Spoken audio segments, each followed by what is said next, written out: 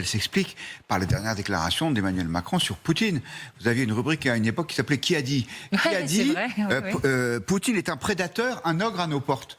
C'était Emmanuel Macron, c'était en août dernier, sur LCI, c'était à Darius Rochemin, si ma mémoire est bonne. Donc déjà, rien que pour ça, Lavrov dit, bon, bah, mon bonhomme, tant mieux si tu as changé de ton, mais n'espère pas qu'on a oublié le passé. Ensuite, je comprends ce que dit Samantha de Bendern sur le thème « c'est pas la peine de discuter avec Poutine, en Ukraine il bougera pas ». Oui, mais il n'y a pas que l'Ukraine.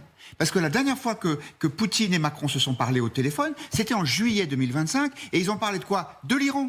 Parce que c'était après la guerre des 12 jours, et donc l'idée, c'était que Emmanuel Macron, qui ne déteste pas s'installer en espèce de faiseur de paix international, ce qui lui réussit assez bien d'ailleurs, il monte dans le prochain sondage du Figaro Magazine, je vous l'annonce aujourd'hui, eh bien... Placement produit. Emmanuel Macron dit, je vais discuter avec Poutine, comme je l'ai fait au mois de juillet, pour savoir, est-ce qu'on peut faire pression sur l'Iran, pour ne pas qu'ils reconstituent immédiatement leur arsenal. Donc je pense que c'est plus pour faire de la diplomatie générale que pour essayer de trouver une solution en Ukraine, parce qu'effectivement, Poutine ne bougera pas là-dessus. Erreur magistrale, a dit Pierre Servan sur ce plateau hier quand il a appris qu'Emmanuel Beaune s'était rendu à Moscou et qu'il y avait cette volonté maintenant concrétisée des Français de reprendre langue avec le Kremlin. Moi, je ne suis pas tout à fait d'accord. Je crois que de toute façon, il faut envoyer des envoyés spéciaux, je dirais, pour essayer de rétablir un lien qui est nécessaire.